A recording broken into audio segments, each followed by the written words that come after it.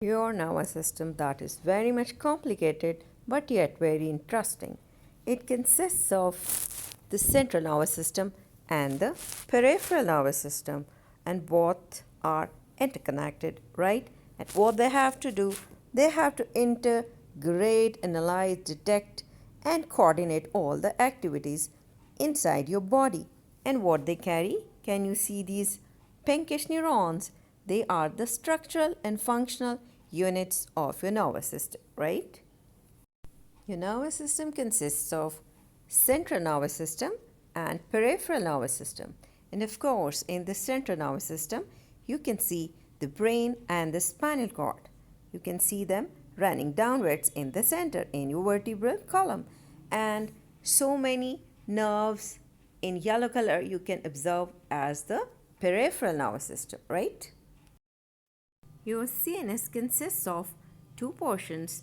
Major one is the brain and the lower portion is the spinal cord.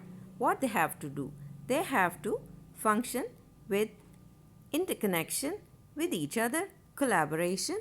Your brain is supposed to do all the sensory and motor activity, and spinal cord, what it has to? It has to deal with your lower reflex centers, right? And your peripheral nervous system consists of cranial nerves and the spinal nerves.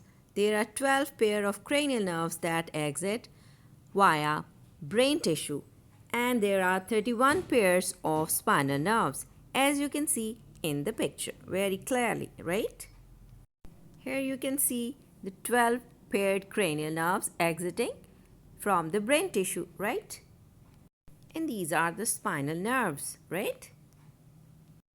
Your motor nervous system is divided into the somatic motor response and we can say the autonomic responses.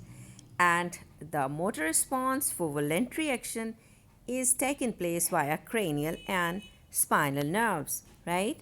And for autonomic nervous system, which is involuntary, we have to concentrate towards another picture. Your autonomic nervous system consists of two portions, the sympathetic nervous system and the parasympathetic nervous system. They both combinedly act together.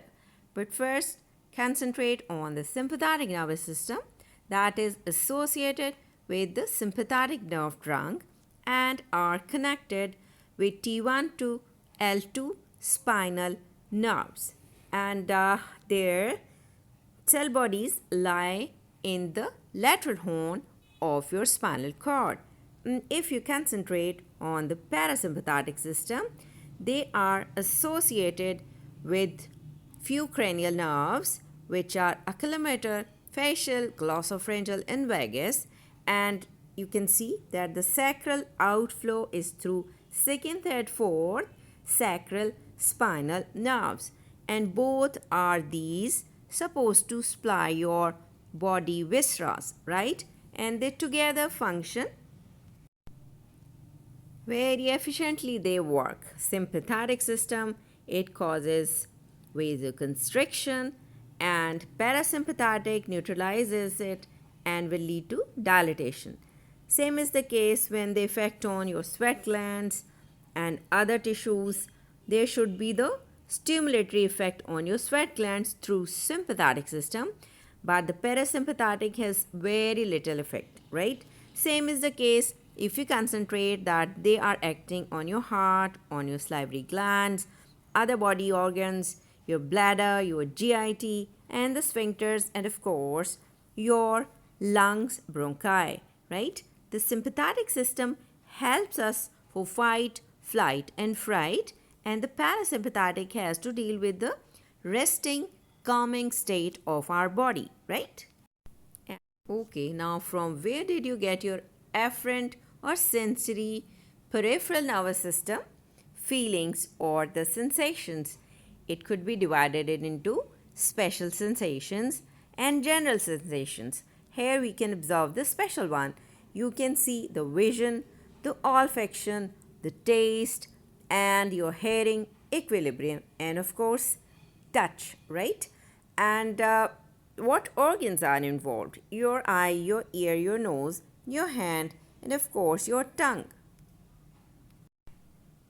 Again, your general sensations are divided into somatic sensation and visceral sensation, and concentrate on the somatic sensation is through your, I would say, touch, like from your skin, various fascias, your superficial connective tissues, superficial body parts as well, and the locomotory system is involved.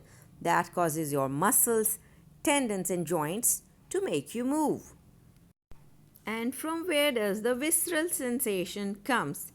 They are basically coming from your internal body organs or visceras, and they act by stretching from the your GIT tract or alimentary tract or your urinary bladder, etc., and they are giving signals as the visceral sensation, and finally these are taken through general sensation or afferent division to keep in touch with that of your peripheral nervous system, and definitely your peripheral nervous system is interconnected with that of your central nervous system.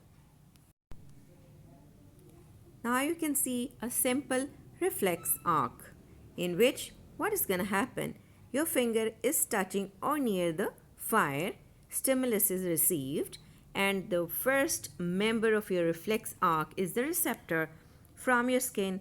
It is taking information and traveling in the afferent neurons, and in this purple color line you can see that is moving upwards towards your CNS through afferent or sensory neuron. And what they are gonna do, they are supposed to enter into your spinal cord, and what happens, they are supposed to pass through the yellow color interneurons, and then comes the effector neurons, the motor neuron in the green color. They are coming downwards towards your effectors.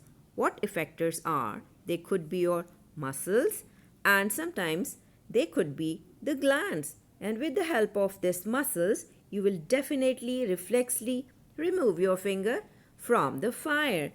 So it means this reflex center is for our protection and not under our will, right? This is an automatic phenomena, and we can easily save our body with the help of this natural reflex arc present for our safety in our body. Thank you.